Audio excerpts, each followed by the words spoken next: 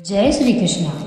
भगवान कहते हैं, जो लोग भक्ति द्वारा परमेश्वर की प्रत्यक्ष सेवा करते हैं वे सगुणवादी कहलाते हैं। जो लोग निर्विशेष ब्रह्मा का ध्यान करते हैं वे निर्विशेषवादी कहलाते हैं।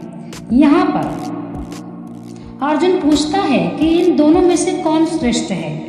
परम सत्य के साक्षात्कार के अनेक साधन हैं, किंतु कृष्ण भक्ति योग को सबों में श्रेष्ठ बताते हैं।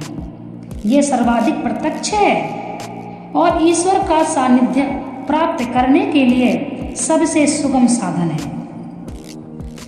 भगवत गीता के 2वें अध्याय में भगवान ने बताया है कि जीव भौतिक शरीर नहीं है, वह आध्यात्मिक ईश्वरलिंग है और परम सत्य परम पूर्ण है। और 7वें अध्याय में उन्होंने जीव को परम पूर्ण का अंश बताते हुए पूर्ण पर ही ध्यान लगाने की सलाह दी है।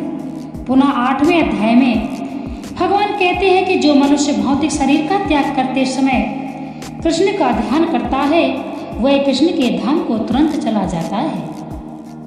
यही नहीं, 6ठे अध्याय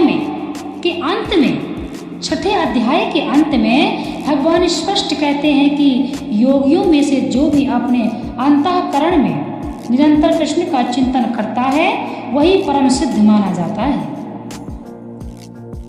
इसी प्रकार प्रायः प्रत्येक अध्याय का यही निष्कर्ष है कि मनुष्य को कृष्ण के सगुण रूप के प्रति अनुरक्त होना चाहिए, क्योंकि वही चरम आत्म साक्षात्कार है।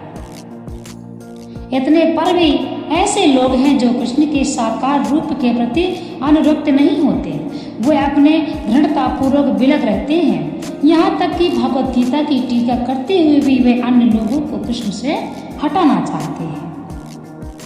उनकी सारी भक्ति निर्विशेष ब्रह्म ज्योति की ओर मोड़ते हैं। वे परम सत्य से उस निराकार रूप का ही ध्यान करना श्रेष्ठ मानते हैं, जो इंद्रियों की पहुंच के परे है तथा अप्रकट है। इस तरह सचमुच में अध्यात्मवादियों की 2 श्रेणियां हैं। अब अर्जुन यह निश्चित कर लेना चाहता है कि कौन सी विधि सुगम है और इन दोनों में श्रेणियों में से कौन सर्वाधिक पूर्ण है। दूसरे शब्दों में वह अपनी स्थिति स्पष्ट कर लेना चाहता है, क्योंकि वह कृष्ण के सगुण रूप के प्रति अनुरक्त है। वह निराकार ब्रह्मा के प्रति आसक्त नहीं। वह जान लेना चाहता है कि उसकी स्थिति सुरक्षित तो है।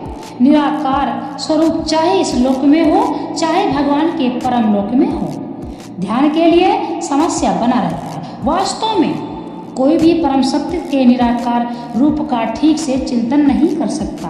अतः अर्जुन कहना चाहता है कि इस तरह से समय गंवाने से क्या लाभ है।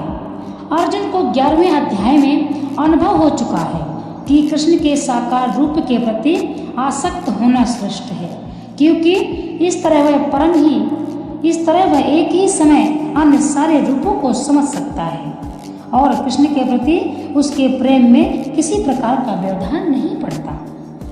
अतः अर्जुन द्वारा कृष्ण के इस महत्वपूर्ण प्रश्न के पूछे जाने से परम सत्य के निराकार तथा साकार स्वरूपों का अंतर स्पष्ट हो जाएगा।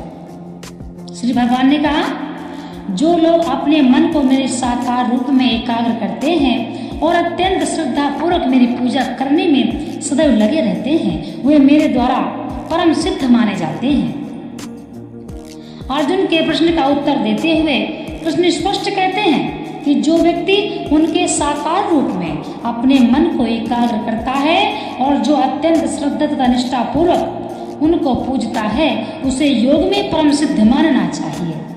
जो इस प्रकार कृष्ण भावना भावित होता है उसके लिए भी कोई भौतिक कार्यकलाप नहीं रह जाते, क्योंकि हर कार्य कृष्ण के लिए किया जाता है। शुद्ध भक्त निरंतर कार्यरत रहता है, कभी कीर्तन करता है तो कभी श्रवण करता है या कृष्ण विषय कोई पुस्तक पढ़ता है या कभी कभी प्रसाद तैयार करता है या बाजार में कृष्ण के लिए कुछ मोल लाता है या कभी मंदिर झाड़ता बुहारता है तो कभी बर्तन धोता है।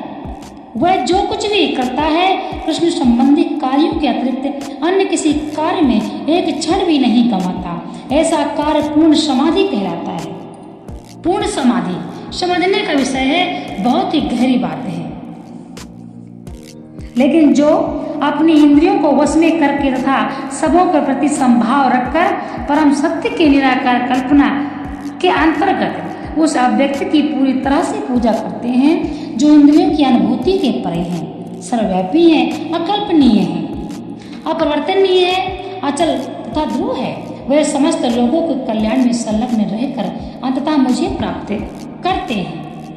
जो लोग भगवान कृष्ण की प्रत्यक्ष पूजा न करके अप्रत्यक्ष विधि से उसी उद्देश्य को प्राप्त करने का प्रयत्न करते हैं, वह भी अंततः श्री कृष्ण को प्राप्त होते हैं। अनेक जन्मों के बाद बुद्धिमान व्यक्ति वासुदेव को ही सब कुछ जानते हुए भी मेरी शरण में आता है।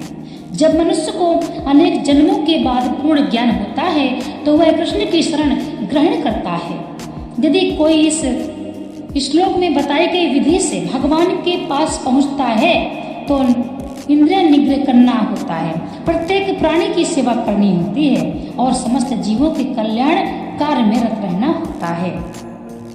इसका अर्थ यह हुआ कि मनुष्य को भगवान कृष्ण के पास पहुंचना ही होता है, अन्यथा पूर्ण साक्षात्कार नहीं हो पाता। प्रायः भगवान की शरण में जाने की पूर्व पर्याप्त तपस्या करनी होती है।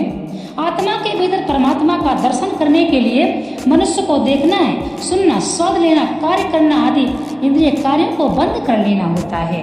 तभी वह यह जान पाता है कि परमात्मा सर्वत्र विद्यमान है।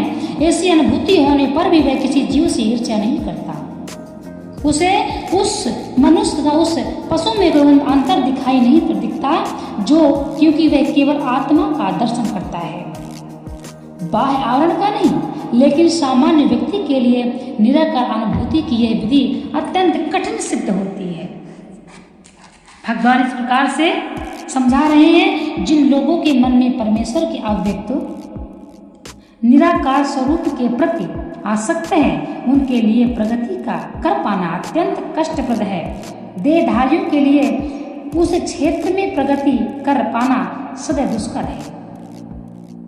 अध्यात्मवादियों का समूह जो परमेश्वर के अचिंत्य अव्यक्त निराकार स्वरूप के पथ का अनुसरण करता है, ज्ञानी योगी कहलाता है। और जो व्यक्ति भगवान की भक्ति में रत रहकर पूर्ण कृष्ण भावना अमृत में रहते हैं, वे भक्ति योगी कहलाते हैं। यहाँ पर ज्ञान योग तथा भक्ति योग में निश्चित अंतर पाया जाता है। बताया गया है, ज्ञान योग का पथ यद्यपि मनुष्य को ही उस लक्ष्य तक पहुंचाता है, किंतु अत्यंत कष्टकारक, जबकि भक्ति योग भगवान की प्रत्यक्ष सेवा करने के कारण सुगम है। देहधारी के लिए स्वाभाविक भी है, जीव अनादि काल से देहधारी है। सैद्धांतिक रूप से उसके लिए यह समझ पाना अत्यंत कठिन है कि वह शरीर नहीं है। अतएव भक्ति योगी कृष्ण के लिए विग्रह की पूज्य माना जाता है, क्योंकि उसके मन में कोई न कोई शारीरिक बोध रहता है, इसीलिए भगवान की साकार पूजा करते हैं।